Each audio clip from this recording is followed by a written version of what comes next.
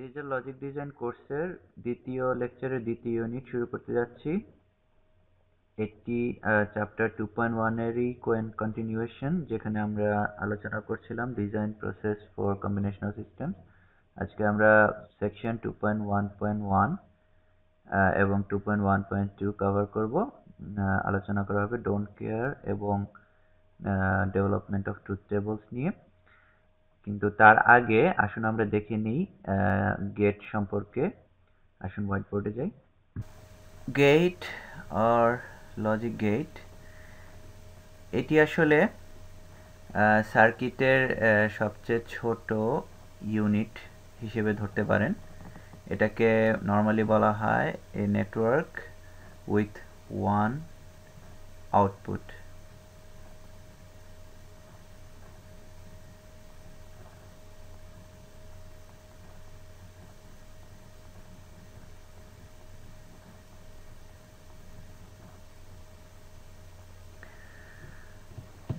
আমরা বিভিন্ন সিম্বলের মাধ্যমে এটিকে আমরা নর্মালি প্রকাশ করে থাকি। যেমন ধরুন, আমরা একটি অর গেট যদি আঁকতে চাই তাহলে এটা এরকম হবে।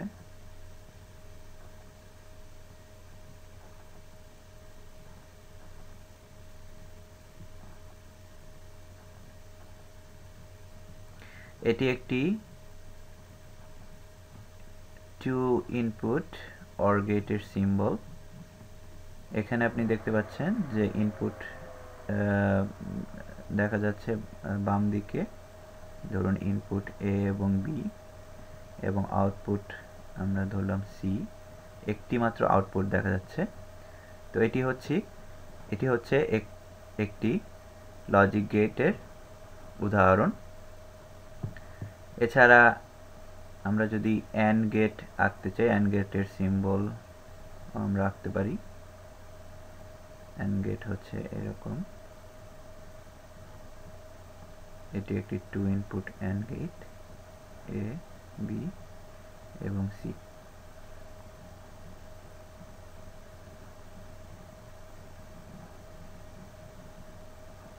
এখানে আপনারা খেয়াল করবেন অর গেটের ক্ষেত্রে সিম্বলটি শুরুটা হয়েছে একটু বাঁকানো এবং শেষ অংশটা, ডান দিকের অংশটা হচ্ছে তীক্ষ্ণ। আর অ্যান্ড গেটের ক্ষেত্রে শুরুটা মানে পেছন অংশটুকু ফ্ল্যাট এবং সামনের অংশটুকু একটু বাঁকানো বা গোলাকার। এছাড়া আরেক ধরনের গেট রয়েছে যেটাকে আমরা বলি নট গেট। একটি ত্রিভুজাকৃতির সিম্বল, সামনে একটি ছোট্ট সার্কেল, যেটাকে বলা হয় বাবল। নট গেট হচ্ছে একটি ওয়ান ইনপুট গেট। তার মানে হচ্ছে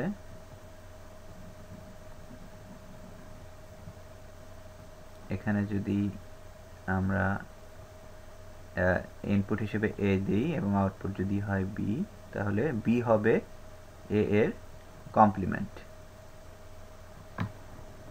এখন আসুন আমরা ডোন্ট কেয়ার কন্ডিশন নিয়ে আলোচনা করি।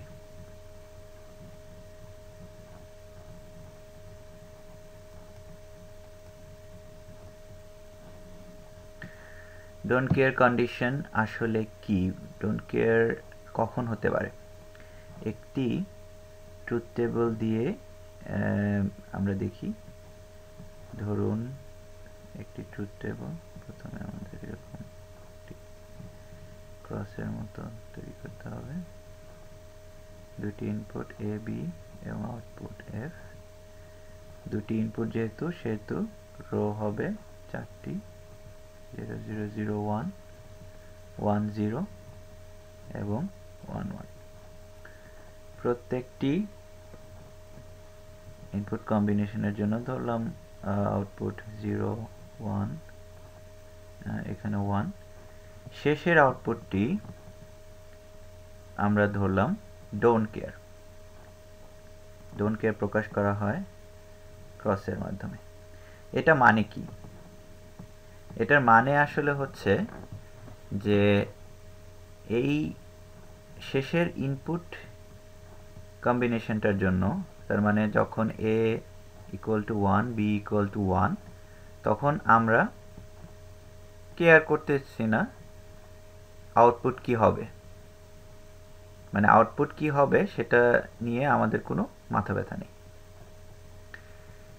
আউটপুট 0 হোক আর 1 হোক, দুইটাই আমাদের জন্য সমান।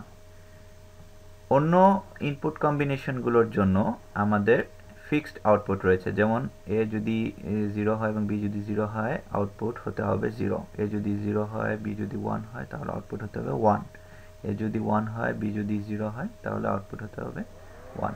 কিন্তু শেষের ইনপুটটির জন্য আমাদের কোনো স্পেসিফিকেশন নেই। এটাকে আরও ডিটেলসে আমরা যদি লিখতে চাই, মানে এটাকে ইকুইভ্যালেন্টলি আমরা লিখতে পারি, ধরুন দুটি ফাংশনকে আমরা ফাংশন 1 এবং ফাংশন 2 যদি চিন্তা করি, তাহলে দুটির ক্ষেত্রে প্রথম তিনটি আউটপুট একই হবে, কিন্তু শেষের আউটপুটটি একটির ক্ষেত্রে 0 এবং একটির ক্ষেত্রে 1। এটিকে আসলে ভেঙে এভাবে লেখা যায়, কিন্তু আপনার ডোন্ট কেয়ার বোঝানোর জন্য আমরা ক্রসই ইউজ করে থাকি, আমরা এভাবে ভেঙে লিখি না। তো এরকম ডোন্ট কেয়ার কন্ডিশন কখন হয়, কখন আমরা কেয়ার করি না? আমরা কন্টিনিউইং এক্সাম্পলগুলোর মধ্যে দেখতে পাবো, কন্টিনিউইং এক্সাম্পল 4a এরকম ডোন্ট কেয়ার কন্ডিশন দেখতে পাবো। এটির প্রথম একটি কারণ হচ্ছে যে কিছু কিছু ইনপুট কম্বিনেশন আপনারা দেখতে পাবেন যে কখনো হবেই না। যেমন বিসিডি ইনপুটের ক্ষেত্রে, কন্টিনিউ এক্সাম্পল 4a আপনারা দেখতে পারবেন বিসিডি ইনপুট মানে কি? বিসিডি ইনপুট হচ্ছে 4 বিট বাইনারি ইনপুট এবং ডিজিটের সংখ্যা হচ্ছে, ডেসিমাল ডিজিটের সংখ্যা হচ্ছে 0 থেকে 9 পর্যন্ত, তার মানে হচ্ছে 10টি ডিজিট। কিন্তু 4 বিটে টোটাল আমাদের ইনপুট কম্বিনেশন কত? 2 টু দি পাওয়ার 4, তার মানে হচ্ছে 16। তো 16 থেকে 10 বিয়োগ করি, 6টি ইনপুট কম্বিনেশনের জন্য আমাদের কিন্তু কোনো আউটপুট নেই, কোনো ডেসিমাল ডিজিট কিন্তু রিপ্রেজেন্ট করছে না।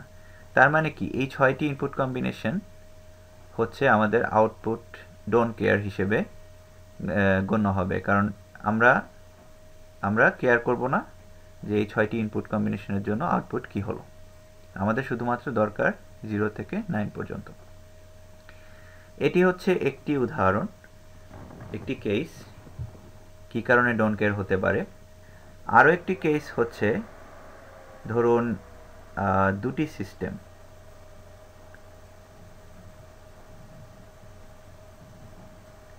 একটি হচ্ছে সিস্টেম 1 এবং আরেকটি হচ্ছে সিস্টেম 2, এবং সিস্টেম 1 ডিজাইন করা হয়েছে সিস্টেম 2কে ড্রাইভ করার জন্য। সিস্টেম 1 থেকে সিস্টেম 2তে ধরুন দুটি ইনপুট রয়েছে জে এবং কে, এবং সিস্টেম 1-এরও ইনপুট রয়েছে, ধরুন এরকম 3টি ইনপুট রয়েছে এ বি সি। তো সিস্টেম 1-এর এবিসি এর জন্য সিস্টেম 1-এর আউটপুট বিভিন্ন হতে পারে। এখানে সিস্টেম, তো সিস্টেম 2, ধরুন সিস্টেম 2 এমনভাবে সিস্টেম 1কে এমনভাবে ডিজাইন করতে হবে যাতে সিস্টেম 2 এর আউটপুট সবসময় সেম থাকে। তার মানে হচ্ছে সিস্টেম 1-এর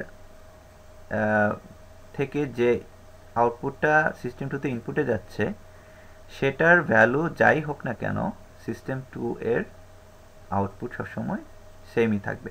তো সেক্ষেত্রে যেটা হচ্ছে যে সিস্টেম 1 এর আপনার এবিসি ইনপুট কম্বিনেশনের জন্য ধরুন যে এর ভ্যালু বিভিন্ন সময়ে 0 হতে পারে আর বিভিন্ন সময়ে 1 হতে পারে, কিন্তু সিস্টেম 2 যে এর ভ্যালুর উপর নির্ভর না করে সিস্টেম 2 এর আউটপুট সবসময় সেমই থাকবে। তো সেক্ষেত্রে এখানে আমরা চিন্তা করতে পারি সিস্টেম 1 এর আউটপুট যে এর ভ্যালু হচ্ছে ডোন্ট কেয়ার। তার মানে হচ্ছে সিস্টেম 1 যখন আমরা ডিজাইন করব তখন আমরা জে কে ডোন্ট কেয়ার হিসেবে বা সিস্টেম 1 এর আউটপুট যে যেটা সেটাকে আমরা ডোন্ট কেয়ার হিসেবে গণ্য করে সিস্টেম 1টিকে ডিজাইন করব। এটি হচ্ছে আরেকটি উদাহরণ। এই ধরনের সার্কিট আমরা পরবর্তীতে দেখতে পাবো যখন আমরা সিকোয়েন্সিয়াল সার্কিট ডিজাইন করব, তখন আমরা এই ধরনের এক্সাম্পল দেখতে পাবো। তো এই হচ্ছে আমাদের ডোন্ট কেয়ার কন্ডিশনস। এখন আসুন আমরা দেখি কিভাবে একটি প্রবলেম ডেসক্রিপশন থেকে তার জন্য ট্রুথ টেবল তৈরি করা যায়। আপনাদের যদি মনে থাকে আমাদের ডিজাইন প্রসেসের স্টেপ 2 ছিল ডিজাইন স্পেসিফিকেশন থেকে ট্রুথ টেবল অথবা অ্যালজেব্রিক এক্সপ্রেশন তৈরি করা। আমরা এখন ট্রুথ টেবলের ব্যাপারটা দেখব। প্রথমেই ধরুন আমাদের কন্টিনিউ এক্সাম্পল ছিল 5টি, এর মধ্যে প্রথমটি দিয়ে আমরা শুরু করি। কন্টিনিউ এক্সাম্পল 1, যেটিতে বলা হয়েছিল 4টি ইনপুট থাকবে এবং একটি আউটপুট থাকবে। আমরা ট্রুথ টেবলটি তৈরি করা শুরু করি। 4টি ইনপুট এ, বি, সি এবং ডি, আউটপুট একটি আউটপুট জি। আমাদের আউটপুটটি 1 হওয়ার কথা শুধুমাত্র যদি যে কোনো 3টি ইনপুট 1 হয়ে থাকে। তো আমরা শুরু করি। 4টি ইনপুট ভ্যারিয়েবল, সুতরাং আমাদের ট্রুথ টেবলের রো এর সংখ্যা হবে 2 to the power 4, মানে হচ্ছে 16টি। তো আমরা প্রথমে 16টি লেখা শুরু করে দিই।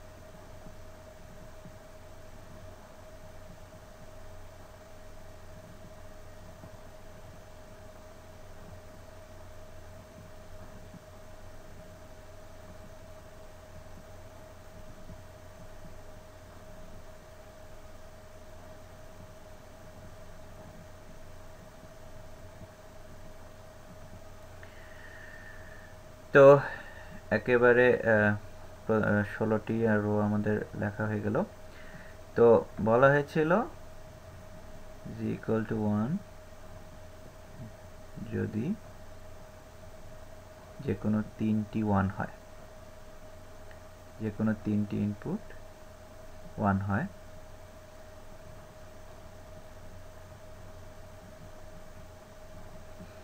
তো প্রথম রোটি হচ্ছে কোনো 1 নেই, সুতরাং এটি 0। একটি 1 আছে 0, এখানেও একটি 1 0, দুটি 1 আছে 0, একটি 1 আছে 0, এখানেও দুটি 1 0, দুটি 1 0, তিনটি 1 পেয়ে গেছি 0 1 1 1, সুতরাং এখানে 1 হবে। আবার একটি 1, দুটি 1, দুটি 1, আবার তিনটি 1 পেয়ে গেছি, আবার দুটি 1, তিনটি 1 পেলাম, এখানে তিনটি 1। এখন শেষের টিতে রয়েছে 4টি 1। এখন 4টি 1 এর ক্ষেত্রে আমরা কি 0 দিব না 1 দিব? আমাদের কিন্তু প্রবলেম স্পেসিফিকেশনে স্পেসিফাই করার নেই। সুতরাং এটি 0 হতে পারে, 1ও হতে পারে, কারণ এখানে বলা আছে যে 3টি ইনপুট 1 হতে হবে। এখানে 3টি ইনপুট 1 আছে। আবার এখানে যদি বলা থাকতো একদম এক্স্যাক্টলি যে শুধুমাত্র 3টি ইনপুটই এক্স্যাক্টলি 3টি ইনপুটই 1 হতে পারবে, 3টির বেশি ইনপুট 1 হতে পারবে না, সেক্ষেত্রে এটি 0 হতো।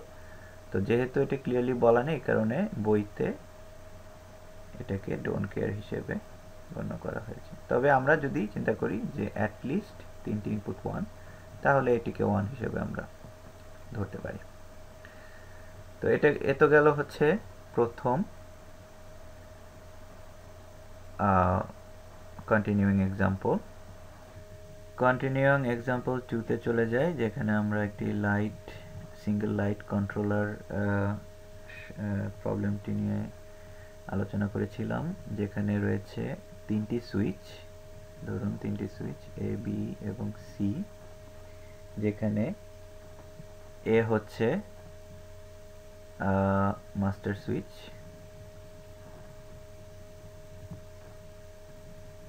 বলা আছে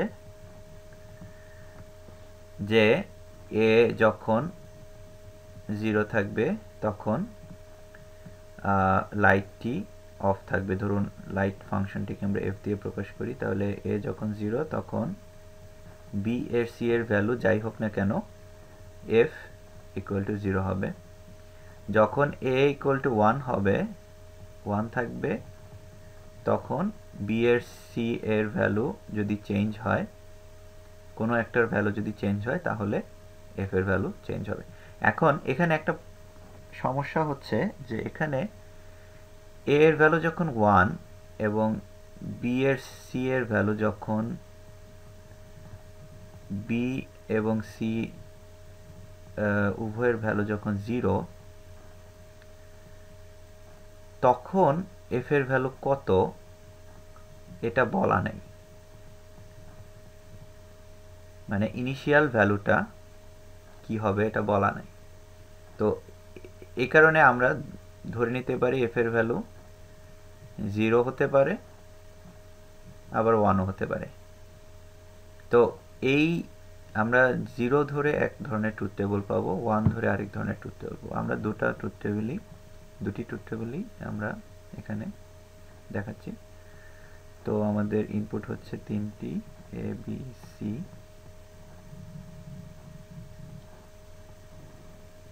এবং আউটপুট হচ্ছে এফ।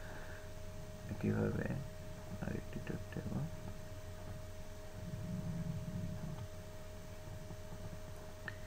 3টি ইনপুট, সুতরাং রো এর সংখ্যা হবে 2 কিউব, তার মানে হচ্ছে 8টি রো।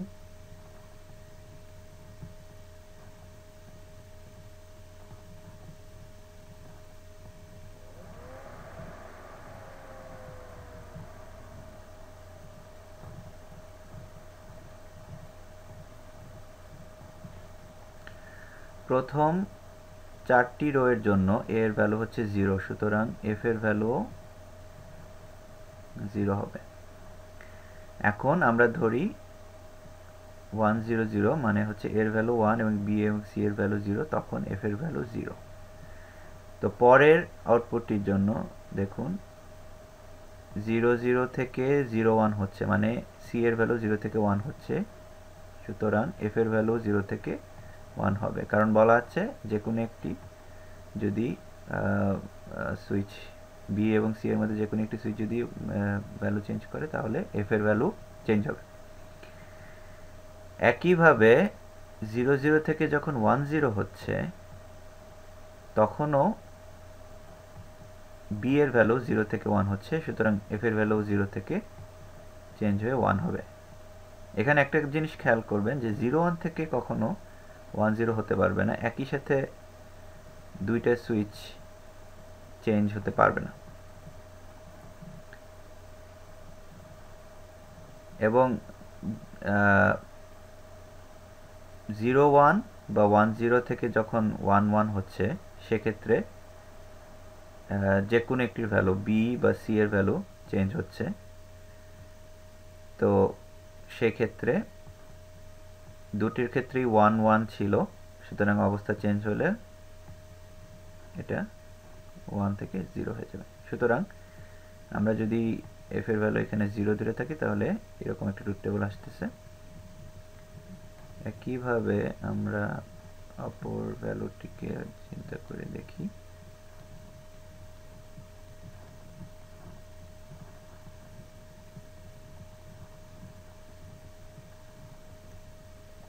প্রথম চারটি একই রকম থাকবে 0। 5 নাম্বারটির ক্ষেত্রে 1 0 0 এর ক্ষেত্রে আমরা এখন ধরলাম 1, সুতরাং 0 0 থেকে যখন 0 1 হচ্ছে তখন এটা হয়ে যাবে 1 থেকে 0। একইভাবে 0 0 থেকে যখন 1 0 হয়ে যাচ্ছে তখন 1 থেকে হয়ে যাবে 0, এবং 0 1 থেকে বা 1 0 থেকে যখন 1 1 হচ্ছে তখন 0 থেকে 1 হয়ে যাবে। এখানে আমি বললাম 0 1 থেকে 1 0 হতে পারবে না, অথবা 0 0 থেকে 1 1 হতে পারবে না। এটার কারণ হচ্ছে যে ঠিক একই সময়ে দুটি বিট চেঞ্জ হওয়ার প্রবাবিলিটি অনেক কম। যদি হয়ও সেক্ষেত্রে এটাকে আপনারা চিন্তা করতে পারেন যে 0 1 থেকে প্রথমে 0 0 হলো, তারপরে 1 0 হলো, তার মানে হচ্ছে দুটি চেঞ্জ খুব দ্রুত হলো আর কি। সেক্ষেত্রেও একই ব্যাপার হচ্ছে 0 1 থেকে 0 0 হলো, তার মানে 0 থেকে 1, এবং 0 0 থেকে আবার 1 0 হলো, আবার 1 থেকে 0। সুতরাং শেষ পর্যন্ত আমরা এখানে যে ভ্যালুগুলা দেখাচ্ছি তাই থাকছে। তো শেষ পর্যন্ত আমাদের ট্রুথ টেবল হচ্ছে এই দুই ধরনের ইনিশিয়াল ভ্যালু আমরা ধরে এটা পাচ্ছি। এখন আমরা আসুন দেখি কন্টিনিউইং এক্সাম্পল 4। কন্টিনিউইং এক্সাম্পল 3 আমি স্কিপ করে যাচ্ছি, কারণ কন্টিনিউইং এক্সাম্পল 3 এর ট্রুথ টেবল আমরা লেকচার 1-এ দেখেছি, ফুল অ্যাডার ওই একই জিনিস। সুতরাং আপনারা চাইলে আবার দেখে নিতে পারেন, অথবা বইতেও আপনারা খুঁজে পাবেন। কন্টিনিউইং এক্সাম্পল 4 ছিল 4 বিট বিসিডি ইনপুট যা ড্রাইভ করবে একটি 7 সেগমেন্ট ডিসপ্লে। সুতরাং আউটপুট হচ্ছে 7 বিট আউটপুট।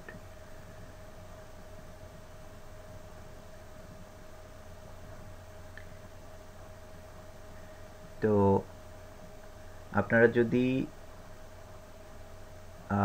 আমি একটি ডিজিটের জন্য দেখাবো, কারণ সবগুলো দেখাতে গেলে অনেক সময়ের দরকার।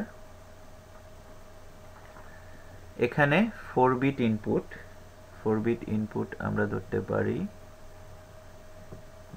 W X Y Z, এবং আউটপুট হবে হচ্ছে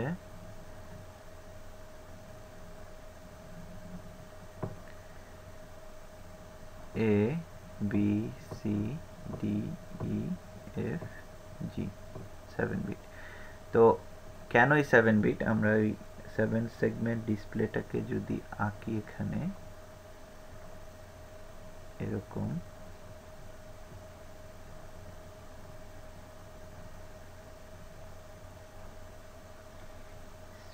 সেগমেন্টগুলোকে আমরা এভাবে নামকরণ করতে পারি A B C D E F এবং মাঝখানে একটি G। তো যখন এই কোনো একটি সেগমেন্ট এর ভ্যালু 1 হবে, তার মানে হচ্ছে ওই সেগমেন্টটি জ্বলবে এবং ডিসপ্লেতে দেখা যাবে। তো এখানে 4 বিটের জন্য 16টি রো হওয়ার কথা। আমরা 16টি রো আগেই লিখে ফেলি।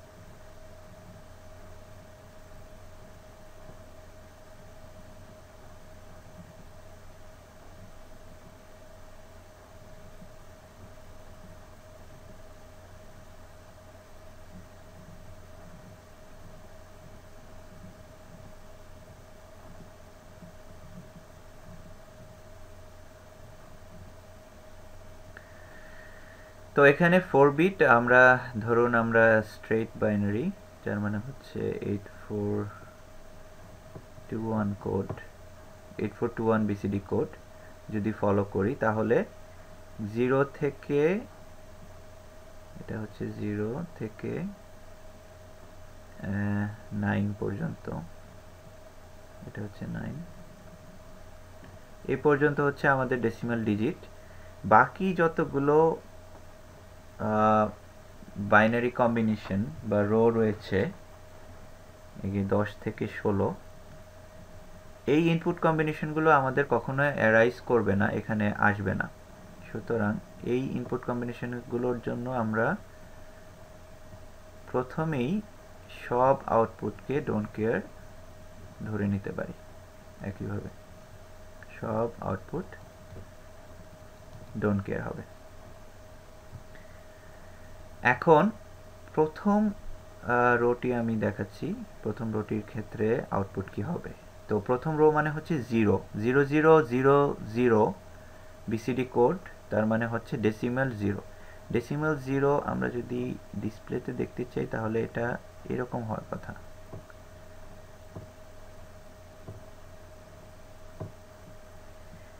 এখানে দেখতে পাচ্ছেন যে শুধুমাত্র মাঝখানের ডিসপ্লে সেগমেন্টটি ডিসপ্লেতে আসবে না, জ্বলবে না, বাকি 6টি সেগমেন্টই জ্বলতে থাকবে। তার মানে হচ্ছে A B C D E F, শুধুমাত্র জি সেগমেন্টটি জ্বলবে না। তার মানে জি সেগমেন্টটি হচ্ছে 0, বাকি সবগুলো সেগমেন্টই হচ্ছে 1। সুতরাং আমরা প্রথমেই জি সেগমেন্টটিকে 0 বসিয়ে দিলাম, বাকি সবগুলো সেগমেন্টই 1 হয়ে গেল। ঠিক একইভাবে আপনারা যদি পরেরটি, যেমন 1 এর জন্য 1 হচ্ছে শুধুমাত্র 2টি সেগমেন্ট জ্বলবে, বি এবং সি।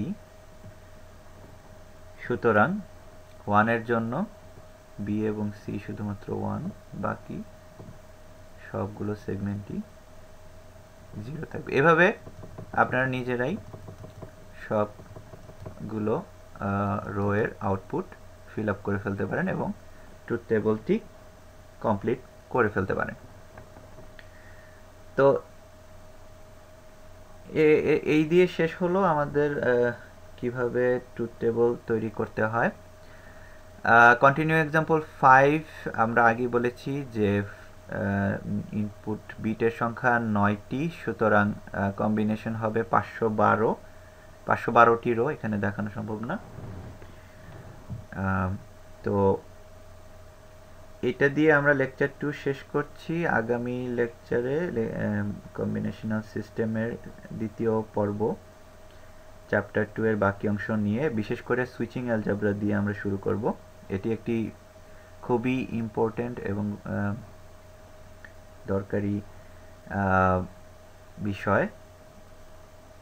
কিভাবে আমরা অ্যালজেব্রিক এক্সপ্রেশনগুলো লিখতে পারি সেটা আমরা শিখব আগামী লেকচার থেকে।